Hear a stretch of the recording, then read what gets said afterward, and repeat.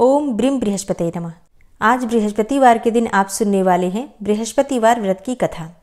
प्राचीन समय की बात है, भारत में एक राजा राज्य करता था। वह राजा बड़ा प्रतापी और दानी था। वह नित्य प्रति मंदिर में भगवत दर्शन करने जाता था और ब्राह्मण और गुरुओं की सेवा किया करता था। उसके द्वार से कोई भी याचक निराश होकर नहीं लौटता था। वह प्रत्येक गुरुवार को व्रत रखता एवं पूजन करता था। हर दिन गरीबों की सहायता करता था, परंतु ये सब बातें उसकी रानी को बिल्कुल भी अच्छी नहीं लगती थी। वह न तो व्रत करती थी और न ही किसी को एक भी पैसा दान में देती थी। वह राजा से भी ऐसा करने को मना किया करती थी। एक समय की बात है कि राजा शिकार खेलने वन को चले गए। उस समय घर पर सिर्फ रानी और दासी थी। उस समय भगवान बृहस्पति देव साधु का वेश धारण करके राजा के दरवाजे पर भिक्षा मांगने आए। साधु ने रानी से भिक्षा मांगी तो वो कहने लगी, हे साधु महाराज, मैं इस दान और पुण्य से तंग आ गई हूँ। इस कार्य के लिए तो मेरे पतिदेव ही बहुत हैं। अब आप ऐसी कृपा करें कि सारा धन नष्ट हो जाए तथा मैं आराम से रह सकूं। तब साधु रूपी बृहस्पति देव ने कहा, हे देवी, तुम तो बड़ी विचित्र हो। संतान और धन से कोई दुखी नहीं होता है, इसको तो सभी चाहते हैं। पापी मनुष्य भी पुत्र और धन की इच्छा करते हैं। अगर तुम्हारे पास धन अधिक है तो भूखे मनुष्यों को भोजन कराओ, प्याऊ लगवाओ, ब्राह्मणों को दान दो, धर्मशालाएं बनवाओ, कुआं, तालाब, बावड़ी, बाग बगीचे आदि का निर्माण कराओ तथा निर्धनों की कुंवारी कन्याओं का विवाह करवाओ। साथ ही यज्ञ आदि करो। इस प्रकार के कर्मों से आपके कुल का और आपका नाम परलोक में भी सार्थक होगा एवं तुम्हें भी स्वर्ग की प्राप्ति होगी। परंतु रानी साधु की इन बातों से खुश नहीं हुई। उसने कहा, हे साधु महाराज, मुझे ऐसे धन की आवश्यकता नहीं जिसको मैं अन्य लोगों को दान देती फिरूं तथा जिसको रखने और संभालने में ही मेरा सारा समय नष्ट हो जाए। साधु ने कहा, हे देवी, यदि तुम्हारी ऐसी ही इच्छा है तो जैसा मैं तुम्हें बताता हूँ तुम वैसा ही करना। बृहस्पतिवार के दिन घर आंगन को गोबर से लीपना, अपने केशों को पीली मिट्टी से धोना, केशों को धोते समय स्नान करना, राजा से कहना वह हजामत करवाए, भोजन में मांस मदिरा खाना और कपड़े धोबी के यहाँ धुलने देना। इस प्रकार से 7 बृहस्पतिवार करने से तुम्हारा सारा धन नष्ट हो जाएगा। यह कहकर साधु महाराज रूपी बृहस्पति देव अंतर्ध्यान हो गए। रानी ने साधु के कहने के अनुसार 7 बृहस्पतिवार तक उसी प्रकार से करने का विचार किया और साधु के बताए अनुसार कार्य करते हुए केवल 3 बृहस्पतिवार ही बीते थे कि उसकी समस्त धन संपत्ति नष्ट हो गई। भोजन के लिए दोनों समय परिवार तरसने लगा तथा सांसारिक भोगों से दुखी रहने लगा। तब राजा रानी से कहने लगा कि हे रानी, तुम यहाँ पर रहो, मैं दूसरे देश को जाता हूँ, क्योंकि यहाँ पर मुझे सभी मनुष्य जानते हैं, इसलिए मैं यहाँ पर कोई काम नहीं कर सकता। मैं अब परदेश जा रहा हूँ, वहाँ कोई काम धंधा करूँगा, शायद हमारे भाग्य बदल जाएं। ऐसा कहकर राजा परदेश चला गया। राजा वहाँ जंगल से लकड़ी काट कर लाता और शहर में बेचता। इस प्रकार अपना जीवन व्यतीत करने लगा। इधर राजा के बिना रानी और दासियां दुखी रहने लगी। किसी दिन भोजन मिलता और किसी दिन जल पीकर ही रह जाती। एक समय रानी और दासियों को 7 दिन बिना भोजन के व्यतीत करने पड़े। तो रानी ने अपनी दासी से कहा, हे दासी, यहाँ पास ही के नगर में मेरी एक बहन रहती है, वह बड़ी धनवान है। तू उसके पास जा और वहां से 5 सेर बेझर मांग कर ले आ, जिससे कुछ समय के लिए गुजारा हो जाएगा। दासी रानी की बहन के पास गई, लेकिन रानी की बहन उस समय पूजा कर रही थी और उस दिन बृहस्पतिवार का दिन था। दासी ने रानी की बहन से कहा, हे रानी, मुझे आपकी बहन ने भेजा है, मुझे 5 सेर बेझर दे दो। दासी ने ये बात अनेकों बार कही, परंतु रानी की बहन ने कोई भी उत्तर नहीं दिया, क्योंकि वो उस समय बृहस्पतिवार की कथा सुन रही थी। जब दासी को रानी की बहन से कोई उत्तर नहीं मिला तो वो बहुत दुखी हुई। उसे क्रोध भी बहुत आया। वह लौटकर रानी से बोली, हे रानी, आपकी बहन तो बहुत ही घमंडी है, वह छोटे लोगों से बात भी नहीं करती। मैंने उससे कहा तो उसने कोई उत्तर नहीं दिया, तो मैं वापस चली आई। रानी बोली, हे दासी, इसमें उसका कोई दोष नहीं है। जब बुरे दिन आते हैं तब कोई भी सहारा नहीं देता। अच्छे बुरे का पता विपत्ति में ही लगता है। जो ईश्वर की इच्छा होगी वही होगा। यह सब हमारे भाग्य का दोष है। उधर रानी की बहन ने सोचा कि मेरी बहन की दासी आई थी, परंतु मैं उससे बोली नहीं, तो इसलिए वह बहुत दुखी होगी। अतः कथा सुनकर और विष्णु भगवान का पूजन समाप्त करके वह अपनी बहन के घर आई और कहने लगी, हे बहन, मैं बृहस्पतिवार का व्रत कर रही थी तुम्हारी दासी हमारे घर आई थी, परंतु जब तक कथा होती है तब तक हम लोग न उठते हैं और ना ही बोलते हैं, इसलिए मैं नहीं बोली। कहो दासी क्यों गई थी? रानी बोली, हे बहन, हमारे घर अनाज नहीं था। वैसे तुमसे कोई बात छुपी नहीं है, इस कारण मैंने अपने दासी को तुम्हारे पास 5 सेर बेझर लेने के लिए भेजा था। रानी की बहन बोली, बहन देखो, बृहस्पति भगवान सबकी मनोकामना पूर्ण करते हैं। देखो शायद तुम्हारे घर में ही अनाज रखा हो। यह सुनकर दासी घर के अंदर गई तो वहां उसे एक घड़ा बेझर का भरा हुआ मिल गया। उसे बड़ी हैरानी हुई, क्योंकि उसने एक एक बर्तन देख लिया था। उसने बाहर आकर रानी को बताया। दासी अपनी रानी से कहने लगी कि हे रानी, देखो, वैसे हमको जब अन्न नहीं मिलता तो हम रोज ही व्रत करते हैं। अगर इनसे व्रत की विधि और कथा पूछ ली जाए तो उसे हम भी कर लिया करेंगे। तब दासी के कहने पर रानी ने अपनी बहन से बृहस्पतिवार व्रत के बारे में पूछा। उसकी बहन ने बताया, हे रानी बहन, बृहस्पतिवार को सूर्योदय से पहले उठकर स्नान करके बृहस्पतिवार का व्रत करना चाहिए, लेकिन उस दिन सिर नहीं धोना चाहिए। बृहस्पतिवार के व्रत में चने की दाल और मुनक्कों से विष्णु भगवान का केले के वृक्ष की जड़ से पूजन करें तथा दीपक जलावें। उस दिन एक ही समय भोजन करें। भोजन पीले खाद्य पदार्थ का करें तथा कथा सुने। इस प्रकार करने से गुरु भगवान प्रसन्न होते हैं, अन्न, पुत्र और धन देते हैं। इस तरह व्रत और पूजन की विधि बताकर रानी की बहन अपने घर लौट गई। दासी और रानी दोनों ने निश्चय किया कि वे बृहस्पति देव भगवान का पूजन जरूर करेंगी। 7 दिन के बाद जब बृहस्पतिवार आया तो उन्होंने व्रत रखा। घुड़साल में जाकर चना और गुड़ बीन लाई तथा उसकी दाल से केले की जड़ में विष्णु भगवान का पूजन किया। अब भोजन कहाँ से आए, इस बात को लेकर दोनों बहुत दुखी थी, परंतु उन्होंने व्रत किया था, इस कारण बृहस्पति देव भगवान प्रसन्न थे। वे एक साधारण व्यक्ति के रूप में 2 थालों में सुंदर पीला भोजन लेकर आए और दासी को देकर बोले, हे दासी, यह भोजन तुम्हारे और रानी के लिए है, तुम दोनों करना। दासी भोजन पाकर बड़ी प्रसन्न हुई और रानी से बोली, रानी जी भोजन कर लो। रानी को भोजन आने के बारे में कुछ भी पता नहीं था, इसलिए वह दासी से बोली, जा तू ही भोजन कर, क्योंकि तू हमारी व्यर्थ में हंसी उड़ाती है। दासी बोली, एक व्यक्ति अभी अभी भोजन देकर गया है। रानी कहने लगी, वह भोजन तेरे लिए ही दे गया है, तू ही भोजन कर। दासी ने कहा, वह व्यक्ति हम दोनों के लिए 2 थालों में भोजन दे गया है, इसलिए मैं और आप दोनों ही साथ साथ भोजन करेंगी। फिर दोनों ने गुरु भगवान को नमस्कार करके भोजन प्रारंभ किया। उसके बाद से वे प्रत्येक बृहस्पतिवार को गुरु भगवान का व्रत और पूजन करने लगी। बृहस्पति भगवान की कृपा से उनके पास धन हो गया, परंतु रानी फिर पहले की तरह से आलस्य करने लगी। तब दासी बोली, देखो रानी, तुम पहले भी इसी प्रकार आलस्य करती थी, तुम्हें धन के रखने में कष्ट होता था, इस कारण सभी धन नष्ट हो गया। अब गुरु भगवान की कृपा से धन मिला है तो फिर तुम्हें आलस्य होता है। बड़ी मुसीबतों के बाद हमने यह धन पाया है, इसलिए हमें दान पुण्य करना चाहिए।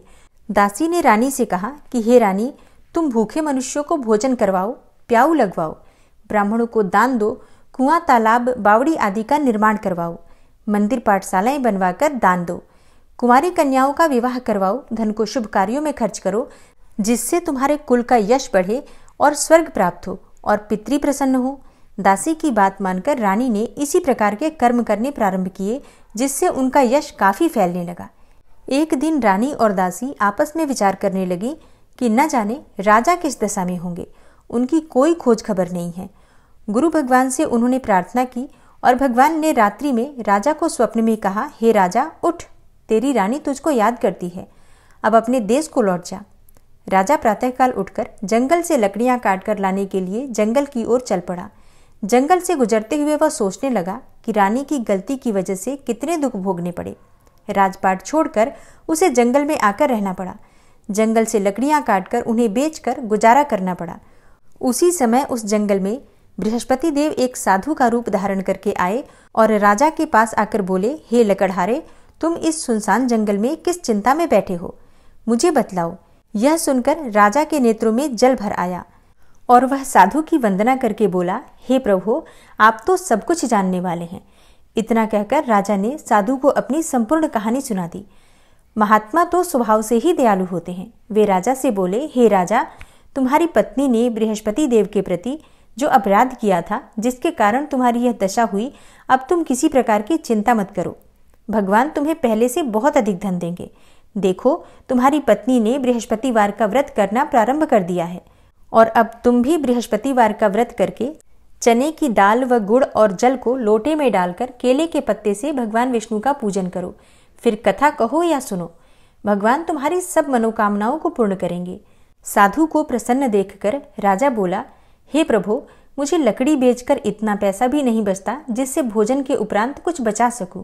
मैंने रात्रि में अपनी रानी को व्याकुल देखा है। मेरे पास कोई साधन नहीं जिससे उनका समाचार जान सकूं। फिर मैं बृहस्पतिवार की कौन सी कहानी कहूं या सुनूं? मुझको तो कुछ भी मालूम नहीं है। साधु ने कहा, हे राजा, तुम किसी बात की चिंता मत करो। बृहस्पतिवार के दिन तुम रोजाना की तरह लकड़ियां लेकर शहर में जाओ। तुम्हें रोज से दुगना धन प्राप्त होगा, जिससे तुम भली भांति भोजन कर लोगे तथा बृहस्पति देव की पूजा का सामान भी आ जाएगा। और बृहस्पति देव की कथा इस प्रकार है। प्राचीन काल में एक बहुत ही निर्धन ब्राह्मण रहता था। उसके कोई संतान नहीं थी। वह नित्य पूजा पाठ करता था, परंतु उसकी स्त्री बहुत ही मलिनता के साथ रहती थी। वह न तो स्नान करती थी और न ही किसी देवता का पूजन करती थी। प्रातःकाल उठते ही सर्वप्रथम भोजन करती थी, बाद में कोई अन्य कार्य करती थी। ब्राह्मण देवता बहुत दुखी रहते थे। वे पत्नी को बहुत समझाते, किंतु उसका कोई परिणाम नहीं निकलता था। भगवान की अनुकंपा से एक समय उस ब्राह्मण की पत्नी गर्भवती हुई और 10वें महीने एक सुंदर कन्या को जन्म दिया। निर्धन ब्राह्मण कन्या के जन्म से बहुत दुखी हुआ। धीरे धीरे ब्राह्मण की कन्या बड़ी होने लगी। बचपन से ही उस कन्या की रुचि भगवान विष्णु की पूजा में थी। वह प्रातः उठते ही स्नान आदि करके भगवान विष्णु की पूजा करने मंदिर में जाती थी। बृहस्पतिवार को व्रत करके विधिवत पूजा पाठ करती थी और पूजा पाठ करने के बाद पढ़ने के लिए पाठशाला में जाती थी। घर से चलते हुए वह मुट्ठी भर जौ साथ लेकर जाती और पाठशाला के रास्ते में थोड़े थोड़े जौ गिराती जाती थी। जब वह पाठशाला से घर लौटती तो जौ के वो दाने सोने में बदले हुए मिलते थे। लड़की सभी दाने सोने के बीन लाती थी। एक दिन जब वह सोने के दानों को साफ कर रही थी तो उसकी माँ ने कहा, बेटी, सोने के दाने साफ करने के लिए सोने का सूप भी होना चाहिए। अगले दिन बृहस्पतिवार था। उसने भगवान बृहस्पति देव की पूजा करते हुए प्रार्थना की कि हे भगवान, यदि आपका व्रत मैंने विधिवत किया है तो मुझे सोने का सूप दे दो। भगवान बृहस्पति देव ने उसकी मनोकामना पूरी करने का वचन दिया। पाठशाला से लौटते समय उसे रास्ते में सोने का सूप पड़ा हुआ मिला। घर लौटकर सोने का सूप अपनी माँ को दिखाकर वह सोने के दाने साफ करने लगी। उसी समय नगर का राजकुमार उसके घर के पास से गुजरा। उस सुंदर लड़की को सोने के सूप में जौ साफ करते देखकर राजकुमार उस पर मोहित हो गया। महल में लौटकर राजकुमार ने राजा से उस लड़की से विवाह करने की इच्छा प्रकट की। तो राजा ने ब्राह्मण को महल में बुलाकर राजकुमार से उस लड़की के विवाह की बात कही। ब्राह्मण तैयार हो गया। धूमधाम से उस लड़की का विवाह राजकुमार से हो गया। दुल्हन बनकर ब्राह्मण की लड़की महल में चली गई। लड़की के जाने से ब्राह्मण फिर से निर्धन हो गया। उसे कई कई दिन भोजन भी नहीं मिलता था। बहुत दुखी होकर ब्राह्मण एक दिन अपनी लड़की के पास गया। अपने पिता से निर्धनता का समाचार सुनकर उसे बहुत सा धन देकर पिता को विदा किया। उस धन से ब्राह्मण के कुछ दिन तो आराम से गुजर गए, लेकिन जल्दी ही फिर से भूखों मरने की हालत हो गई। ब्राह्मण अपनी लड़की से धन लेने के लिए फिर महल में पहुंचा। लड़की ने पिता की बुरी हालत देखकर कहा, पिताजी, आखिर कब तक आप मुझसे धन लेकर जीवन यापन करेंगे? आप कोई ऐसा उपाय क्यों नहीं करते जिससे कि आपका घर धन संपत्ति से भर जाए? ब्राह्मण ने कहा, मैंने तेरी माँ को बहुत समझा लिया, पर उसकी समझ में कुछ भी नहीं आता। उसका फूहड़पन नष्ट हो तो घर की निर्धनता भी दूर हो जाए। तब कुछ सोचकर लड़की ने पिता से कहा, हे पिताजी, आप कुछ दिनों के लिए माँ को मेरे पास छोड़ जाओ। तब कुछ सोचकर ब्राह्मण पत्नी को लड़की के पास महल में छोड़ आया। लड़की ने अपनी माँ से कहा, माँ, तुम कल प्रातःकाल उठकर स्नान आदि करके भगवान बृहस्पति देव का यानी कि विष्णु जी का पूजन अवश्य करना। पूजा करने से तुम्हारी निर्धनता अवश्य ही दूर हो जाएगी। लेकिन उसकी माँ ने उसकी कोई बात नहीं मानी। तब क्रोधित होकर लड़की ने अपनी माँ को एक कक्ष में बंद कर दिया। सूर्योदय के समय माँ को उठाकर जबरदस्ती उसे स्नान कराया, फिर मंदिर में ले जाकर भगवान बृहस्पति देव की पूजा कराई। कुछ दिनों तक ऐसा करने से माँ की बुद्धि में परिवर्तन हुआ और वह स्वयं ही बृहस्पतिवार का व्रत रखने लगी। उसके व्रत रखने से ब्राह्मण के घर में भगवान विष्णु की अनुकंपा से धन की वर्षा होने लगी। दोनों पति पत्नी धन संपत्ति पाकर आनंद पूर्वक जीवन यापन करते हुए विष्णु धाम को चले गए। लकड़हारा बने राजा ने उन साधु से भगवान बृहस्पति देव की यह कथा सुनकर बृहस्पतिवार का व्रत करके भगवान विष्णु की पूजा की। उस दिन से उसके सभी क्लेश दूर हो गए। लेकिन अगले बृहस्पतिवार को कामकाज में अधिक व्यस्त रहने के कारण उसने भगवान बृहस्पति देव का व्रत नहीं किया। भगवान बृहस्पति देव लकड़हारे से क्रोधित हो गए और उसे भूल की सजा दी। उस दिन नगर के राजा ने नगर में घोषणा करके सबको सूचित किया कि प्रत्येक नागरिक मेरे महल में भोजन करने आए, जो नहीं आएगा उसे अपराधी मानकर भारी दंड दिया जाएगा। लकड़हारा बने राजा ने उस नगर के राजा की घोषणा तो सुनी, लेकिन जंगल से लकड़ी काटकर लाने और उन्हें बेचने में देर हो जाने के कारण वह समय पर महल में भोजन करने नहीं जा सका। अतः राजा के सैनिक उसे पकड़कर महल में ले गए। राजा ने उसे महल के एक कक्ष में बिठाकर भोजन कराया। उस कक्ष में एक खूंटी पर रानी का सोने का हार लटका हुआ था। लकड़हारा अकेला उस कक्ष में भोजन कर रहा था। तभी उसने एक आश्चर्यजनक घटना घटती देखी। देखते ही देखते वह खूंटी हार को निगल गई। थोड़ी देर के बाद राजा ने हार को गायब देखा तो लकड़हारे को कारावास में डलवा दिया। लकड़हारा मन ही मन अपने भाग्य को कोसने लगा। तभी उसे जंगल में मिले साधु का स्मरण हो आया। थोड़ी देर बाद में भगवान बृहस्पति देव सन्यासी के रूप में उसके सामने प्रकट हुए और कहा, हे लकड़हारे, तूने बृहस्पतिवार के दिन भगवान बृहस्पति देव की पूजा नहीं की, इसी कारण तुम्हें कष्ट हुआ है। लेकिन अब तुम चिंता मत करो। बृहस्पतिवार के दिन कारागार के दरवाजे पर तुम्हें कुछ पैसे पड़े हुए मिलेंगे।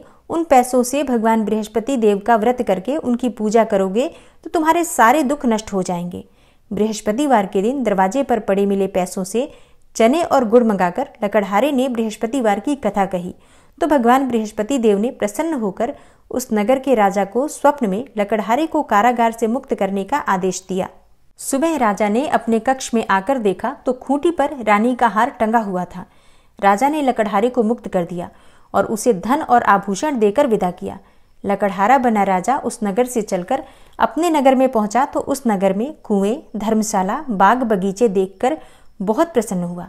राजा ने किसी से पूछा, ये कुएं, धर्मशालाएं किसने बनवाई हैं? सबने उसे बताया कि ये सब रानी और उसकी दासी ने बनवाए हैं। राजा महल में पहुंचा तो रानी ने उसका भव्य स्वागत किया। तब राजा ने निश्चय किया कि सप्ताह में एक बार तो सभी बृहस्पति देव का व्रत तथा पूजन करते हैं, परंतु मैं प्रतिदिन व्रत किया करूंगा तथा दिन में 3 बार कथा कहा करूंगा। अब राजा हर समय दुशाले में चने की दाल बांधे रहता था तथा दिन में 3 बार बृहस्पति देव की कथा कहता। कुछ दिनों के बाद राजा को अपनी बहन की याद आई। एक दिन घोड़े पर सवार होकर राजा अपनी बहन से मिलने चल दिया। अभी राजा नगर के बाहर पहुंचा ही था कि उसने कुछ लोगों को एक शव को ले जाते हुए देखा। राजा को स्मरण हो आया कि आज उसने किसी को बृहस्पतिवार की कथा नहीं सुनाई। राजा ने उन लोगों को रोक कर कहा, हे भाइयों, आप सबको ले जाने से पहले मुझसे बृहस्पतिवार की कथा सुन लें। लोगों ने राजा पर क्रोधित होते हुए कहा, तुम पागल तो नहीं हो? लेकिन कुछ बड़े बूढ़े लोगों ने कहा, अच्छा भाई, साथ में चलते चलते तुम अपनी कथा भी सुना लो। राजा ने चलते हुए आधी कथा ही सुनाई थी कि शव हिलने लगा। राजा की पूरी कथा सुनाते ही शव उठकर बैठ गया। लोगों ने हैरानी से दांतों तले उंगली दबाई और अगले बृहस्पतिवार से भगवान बृहस्पति देव का व्रत करने तथा कथा सुनने का निश्चय कर लिया। घोड़े पर सवार होकर राजा चलते हुए एक किसान के पास पहुंचा। किसान अपने खेत में हल चला रहा था। राजा ने कहा, अरे भाई, मुझसे बृहस्पतिवार की कथा सुन लो। किसान झुंझला कर बोला, जब तक मैं तेरी कथा सुनूंगा तब तक तो मैं 4 हरैया जोत लूंगा। जा अपनी कथा किसी और को सुनाना। राजा निराश होकर चलने लगा। तभी किसान के बैल लड़खड़ा कर जमीन पर जा गिरे और किसान के पेट में भी बड़े जोरों का दर्द होने लगा। उस किसान की पत्नी जब खाना लेकर आई तो उसने किसान से इस बारे में पूछा और किसान ने घुड़सवार की पूरी कहानी कह सुनाई। किसान की पत्नी दौड़ती हुई राजा के पास पहुंचकर हाथ जोड़कर बोली, भैया, मैं तुम्हारी कथा सुनने को तैयार हूं, लेकिन तुम अपनी कथा मेरे खेत पर चलकर ही कहो। राजा ने उसके साथ खेत पर पहुंचकर बृहस्पतिवार व्रत की कथा सुनाई। तभी बैल उठकर खड़े हो गए। किसान के पेट का दर्द भी तुरंत ठीक हो गया। राजा अपनी बहन के घर पहुंचा तो उसकी बहुत आवभगत हुई। अगले दिन सुबह उठकर राजा ने देखा कि घर के सभी लोग भोजन कर रहे हैं। किसी भूखे को बृहस्पतिवार की कथा सुनाए बिना राजा भोजन नहीं करता था। उसने अपनी बहन से कहा, हे बहन, क्या घर में कोई ऐसा व्यक्ति है जिसने भोजन नहीं किया हो? उसकी बहन बोली, भैया हमारे घर में तो क्या, आपको पूरे नगर में कोई ऐसा व्यक्ति नहीं मिलेगा जिसने सुबह सुबह भोजन नहीं किया हो। तब राजा ने अपनी बहन के घर से निकलकर उस नगर में बिना भोजन किए व्यक्ति की तलाश की। एक गडरिये के घर में उसका बेटा बीमार होने के कारण भूखा रह गया था। राजा ने उसको जाकर बृहस्पतिवार व्रत की कथा सुनाई। कथा सुनते सुनते ही गडरिये का बीमार बेटा बिल्कुल ठीक हो गया। सबने राजा की बहुत प्रशंसा की। एक दिन राजा ने अपनी बहन से कहा, बहन अब हम अपने घर जाना चाहते हैं, तुम भी हमारे साथ चलो, कुछ दिन वहां रहकर लौट आना। राजा की बहन ने अपनी सास से पूछा तो सास ने ताने देते हुए कहा, बहू मायके जाना हो तो अकेली ही जाना, मेरे पोतों को मत ले जाना। तुम्हारे भाई के कोई संतान नहीं है, कहीं तुम्हारी भाभी मेरे पोतों पर कोई जादू टोना न कर दे। बहन ने अपने भाई से कहा, हे भैया मैं तो चलूंगी पर कोई बालक नहीं जाएगा। राजा बोला, जब कोई बालक ही नहीं चलेगा तब तुम ही जाकर क्या करोगी। बड़े दुखी मन से राजा अपने नगर को लौट आया।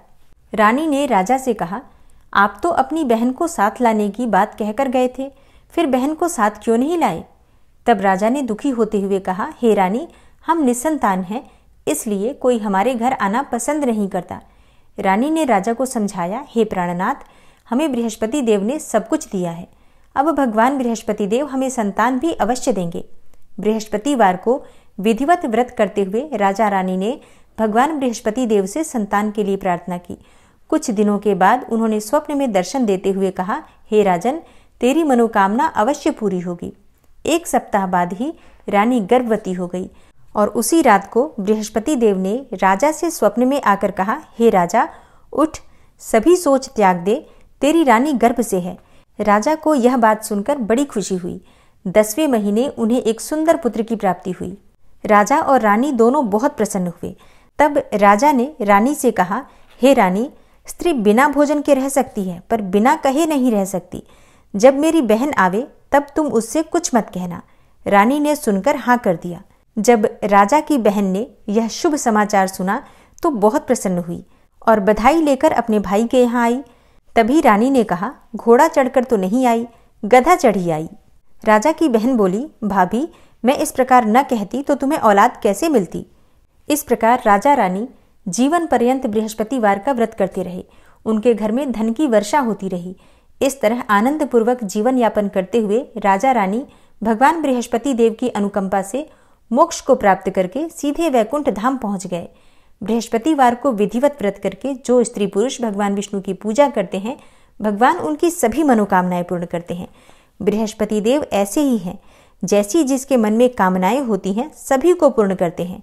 जो सद्भावना पूर्वक बृहस्पतिवार का व्रत करता है एवं कथा पढ़ता है अथवा सुनता है अथवा दूसरों को सुनाता है, बृहस्पति देव उसकी सभी मनोकामनाएं पूर्ण करते हैं। भगवान बृहस्पति देव उसकी सदैव रक्षा करते हैं। संसार में जो मनुष्य सद्भावना से भगवान जी का पूजन व्रत सच्चे हृदय से करते हैं तो उनकी सभी मनोकामनाएं पूर्ण करते हैं। जैसी सच्ची भावना से रानी और राजा ने उनकी कथा का गुणगान किया तो उनकी सभी इच्छाएं बृहस्पति देव जी ने पूर्ण की थी। इसलिए सच्चे मन से बृहस्पतिवार का व्रत करना चाहिए, कथा पढ़ना चाहिए अथवा सुनना चाहिए और इसके बाद शुद्ध घी का दीपक जलाकर बृहस्पति देव की आरती करनी चाहिए। तो चलिए अब आरती कर लेते हैं। ओम जय बृहस्पति देवा, स्वामी जय बृहस्पति देवा, छिन छिन भोग लगाऊं कदली फल मेवा। ओम जय बृहस्पति देवा, तुम पूर्ण परमात्मा, स्वामी तुम अंतर्यामी, जगत पिता जगदीश्वर, तुम सबके स्वामी। ओम जय बृहस्पति देवा, चरणामृत निज निर्मल, सब पातक हरता, सकल मनोरथ दायक, कृपा करो भरता। ओम जय बृहस्पति देवा, तन मन धन अर्पण कर, जो जन शरण पड़े, प्रभु प्रकट तब होकर, आकर द्वार खड़े। ओम जय बृहस्पति देवा, दीन दयाल दयानिधि, भक्तन हितकारी, पाप दोष सब हरता, भवबंधन हारी। ओम जय बृहस्पति देवा, सकल मनोरथ दायक, सब संशय हारी। विषय विकार मिटाओ, संतन सुखकारी। ओम जय बृहस्पति देवा, जो कोई आरती तेरी प्रेम सहित गावे, ज्येष्ठानंद आनंदन सो निश्चय पावे। ओम जय बृहस्पति देवा। और अब सच्चे मन से, श्रद्धा भाव से, प्रेम से जयकारा लगाइए। बृहस्पति भगवान की जय, श्री लक्ष्मी नारायण की जय। जय जय श्री कृष्णा, जय श्री राधे।